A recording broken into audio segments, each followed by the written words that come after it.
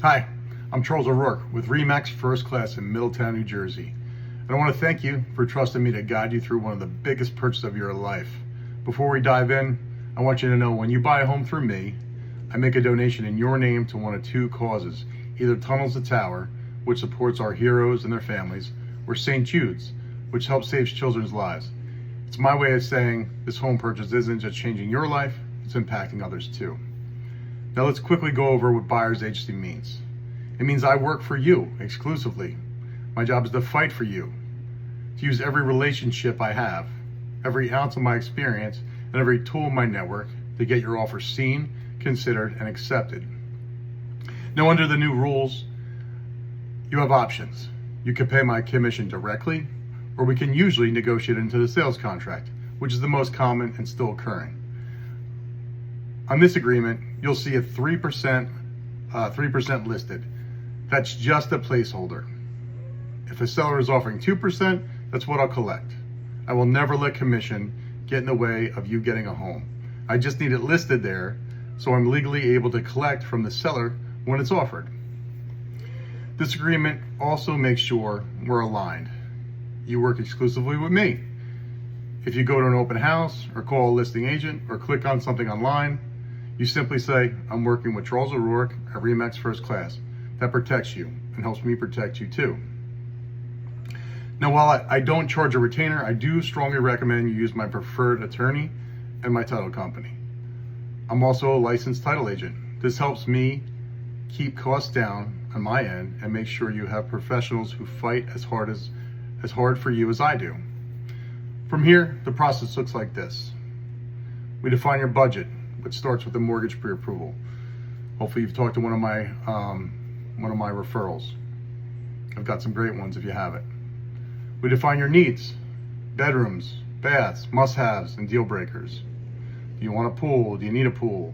What are things that you can live with, you'd like, but you can live without if and when the market is as challenging as it is.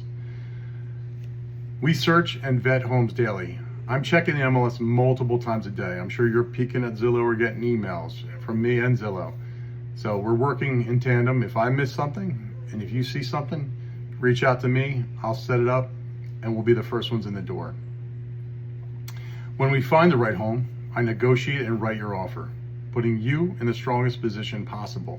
I'll use my years of experience, crazy creativity. We'll find out what the homeowners need and want so that your offer is the best offer. I'll use my relationship capital with all the agents that I know real well and have worked with in the past. If accepted, we enter attorney review. Until we're at a review, nothing is binding. You could kill the deal for any reason. The sellers could kill the deal for any reason. That's why in this kind of market, it's very, very smart to use one of my attorneys so we can in and out of review, so then we are in control. And nobody else can come in and give a higher offer, even if we've already done highest and best, which happens in this market, unfortunately. Next, from there, we'd have the home inspection. If something comes up that scares you that we didn't see while we were in the house or isn't in the seller's disclosure, you can walk away, you can request it to be repaired, you can negotiate a credit. There's many options, all of them leaving you in control of the ultimate decision. Then the appraisal comes. We make sure the house is worth what we've paid for it, or if we've waived the appraisal, we hope it comes in close enough where we can don't have to make up too much of a difference. But that's a strong negotiating factor if we can waive the appraisal. So it's very important during the mortgage process that you find out if you have enough funds to, maybe instead of going 20% down, you put 15% down if there's an issue with value. Then the title insurance. My guys will handle that. The survey and homeowners insurance. You'll probably be working on that right after the contract gets going and right after attorney review to shop for the best rates. If you already have car insurance with somebody, you should call them, see if you can bundle it and get the best rate. If there is flood insurance, we'll figure that out as well, and we'll shop and get you the best rate. Some insurance companies don't have a clue what flood insurance is. Some of them just see the water there and they assume that it's going to be flooded. That's not the case. That's why we usually go with local companies for flood insurance quotes. Once we get the clear to close, now that clear to close comes from your title company saying, we have looked at everything, the mortgage has been approved and it's gone through underwriting. Now, and just as a side note, when we put that target date of a closing date on the contract when we write it out, that's never a hard date. That's always a hopeful date. That's always something we're going to shoot for.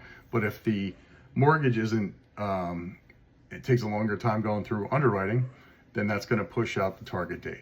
That is not a solid date. That is a flexible, fluid date. But once we get the clear to close, we'll do a final walkthrough. That could be the day before, it could be right before we get a close. We make sure the home is in the shape it was when we looked at it, and it's broom swept as promised. Then comes the closing day. You'll sign your name, grab the keys. We'll take a great picture at the house and at the closing table, aka Soldi, and you'll become a new homeowner. It's important to note, which is exciting as hell, by the way. Sorry to skip over that. Which is important to note, please do not open any new lines of credit cards. Don't buy any furniture on credit. Don't finance anything till after the closing. It can seriously jeopardize your loan approval. If you just got pre-approved for the loan and you had X amount of debt, and then you went and applied for 200.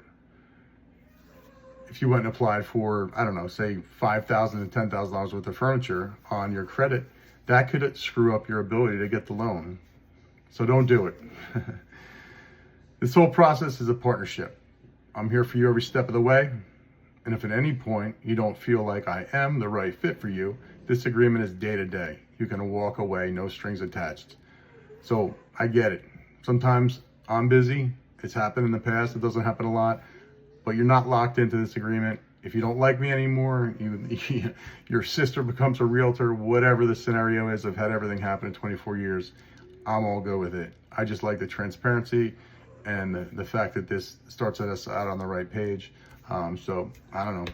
If you're cool with everything, let's go find your dream home. Thanks, guys.